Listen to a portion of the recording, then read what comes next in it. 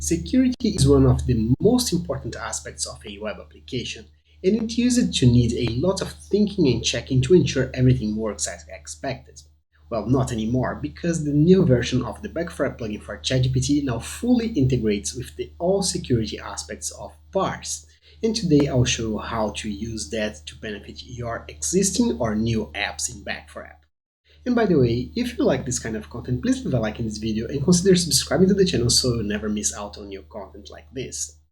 So here I have ChatGPT, where I have selected the GPT-4 model and I enable the Backfire plugin for ChatGPT. We already have videos on the channel showing you how to enable the plugin. And I also have a new app that I created called Addresses. In Addresses I have a few classes, like the user class where I created 10 sample users. I also have the address class where I have 10 sample addresses attached to some users. I also have city where I have 10 sample cities, and I also have notice where I have 10 sample notices. And if you notice, I have all the ACLs or access control lists as public read and write, which means everyone can see the records and change the records inside these classes. And this is pretty much a default behavior of parse if you don't set it accordingly to respond in a more secure way. So when you go to first create a class, you can choose it to be protected or public. If you choose public, public read and write will be selected and anyone will be able to change that record. Now, if you choose protected, you need to be logged into your app in order to see or change the records. But not all the times you want it to be protected, and most of the times you don't want it to be public. So when you know exactly what you need to protect into your application, the Backfire plugin for ChatGPT can assist you a lot to accomplish that. So for instance, imagine the situation: you have an app and you want the users to select from a city list where they live, but that happens before the user actually has an account into your app. So these records should be readable by anyone. And if you check it right now, it's publicly readable and writable, but I don't want it to be writable for anyone. It should be only readable. So here I have my console where I have selected the REST console, and if I type in here classes / city, you'll notice that I can send a new query and it will retrieve all the cities for me. And this is also true if I want to change the cities data. Now I will ask ChatGPT to ensure I can only read the data in this class but not write it. So here back on ChatGPT, I'm going to prompt: in my Backfire app account for the address app in the city class, ensure non-authenticated users are only able to read records, not create new ones. When I hit enter, this will bring up the Backfire plugin for ChatGPT, which will show its green box over here that you can expand to see all the operations being done. And this can go two ways. It could choose a more generic approach by changing the CLP or class level permission first, and it will protect the class, or it could change the CLP first and then change the ACLs or access control list. It doesn't necessarily has to change the ACLs, because resolving the CLPs first will be enough to protect the class. So it seems it has proceeded, and let's see how it reflected on the class. So if I just come here and refresh, you see the ACLs has not changed, which means it probably chose the route to set the CLP, which will be enough to protect this class. So if I just go to these three little dots over here, click security and class level permission, you see that public users are able to read records only but not write new ones. So this class is now protected. I can let all the users to read the records from it, even if they don't have access to this class and even if they don't have a login into this app, but they will not be able to create records. Now, there is another kind of situation where you want the logged in users to be able to read only the records that are available created by those users. So I can only read my records, you can only read your records, but I cannot read your records. And we will change that on the second part of this video, which starts right now. So many times into your app, you want users to be able to read only the information that they created themselves and not to be able to access the information created by other users. And this is why I created the address class in here, which is tied to a user by a pointer. And I want only the user that owns this information to be able to read its own records. And I'm going to prompt that to ChatGPT. So back to ChatGPT, I'm going to prompt in this app for the address class. I have a property named property.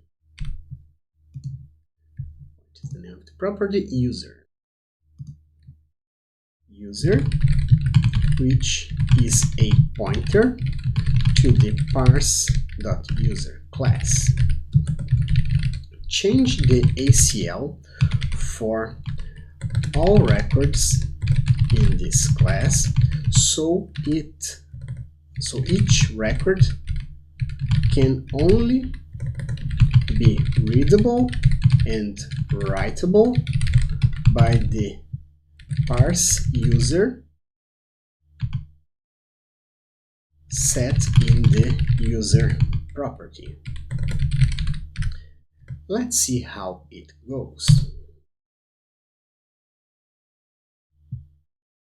Once again, I have the green box that I can expand. And there we go. It started by retrieving all the records for my class. It's probably going to analyze those records and see how it should work with those.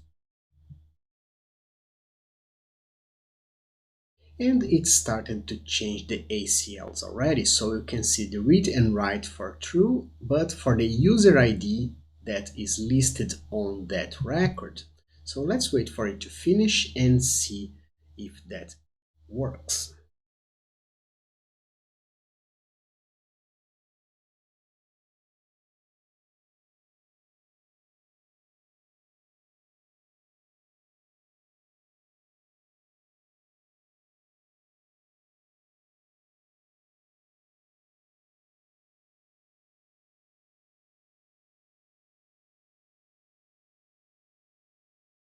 So it has finished. Back to the address class, I'm going to refresh.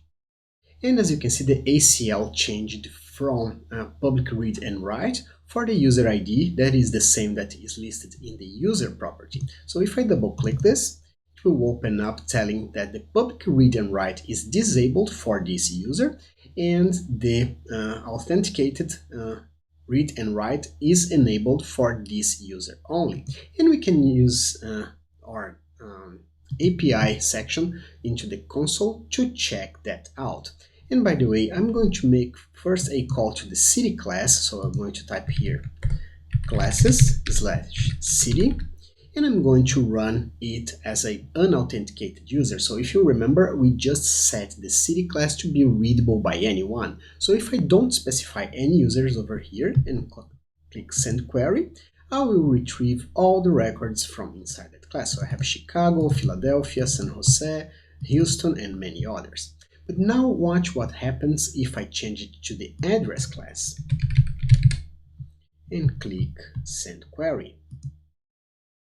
I get no results because I set this class, I set all the records for this class to be only readable by the users that created the record. So let's try to impersonate a user. I'm going to come here, copy this user ID from this first record, which is Maple Street. And back here, I'm going to paste in the user ID.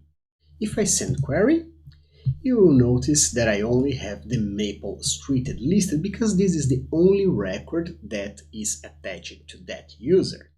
Now, this is one of the easiest ways that you have to secure and ensure only the information created by that user is actually readable and writable by the user itself. So it's a very, very effective way for you to protect your records. Now, there is a third option that you can apply in this use case. That is when you have multiple records that should be readable only by authenticated users. This means it doesn't matter who created the record, but all authenticated users should be able to read and probably also write those records. And I'll show you how to achieve that on our next section.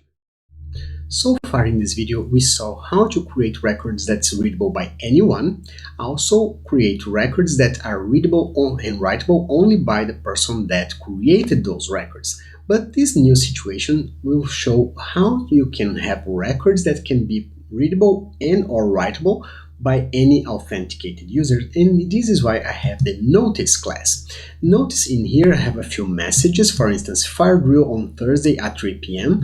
that should be readable by anyone which is authenticated into the system. And I'm going to ask ChatGPT to change this ACL from public read and public write to something else, so any authenticated users can be reading this information or also writing this information.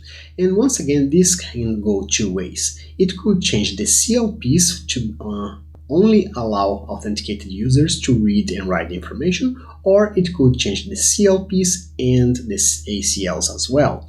Once again, the CLPs are resolved first, so if it chooses only to change the CLPs, this is enough to protect the class.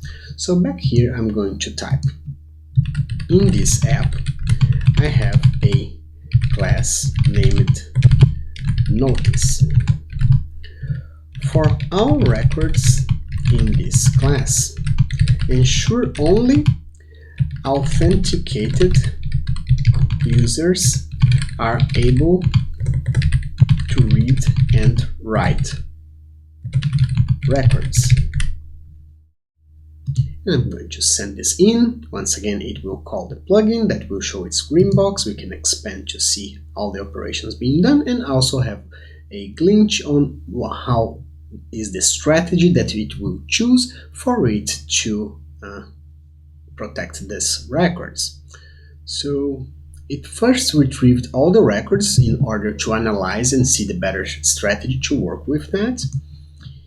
And it's actually choosing to operate by ACLs. So it's setting the public ACLs from read and write as false and authenticated ACLs to read and write as true. So let's wait for this to finish.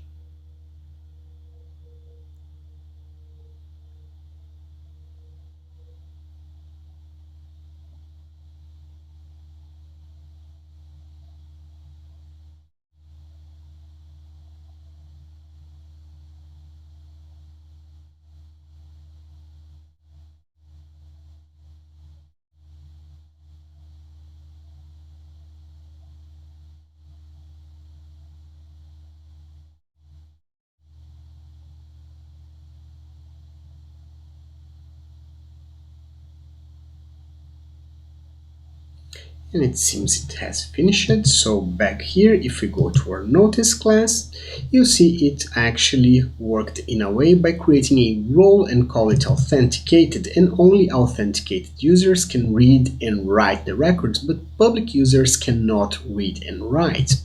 So this is once again a very, very common use case when you have to have only logged in users able to read and write records. And once again, you don't really have to stress the application or think way too much on how you're going to protect it, as long as you can prompt exactly the kind of access you want for your records or for your class for the backfrag plugin for ChatGPT. It is smart enough to check and analyze all the content inside the classes and decide the best strategy in order to achieve what you prompted. So, if you enjoyed this content, please leave a like in this video and consider subscribing to the channel so it can help us grow.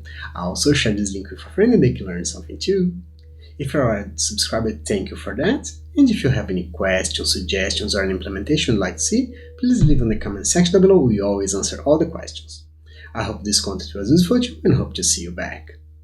See you soon. Bye bye.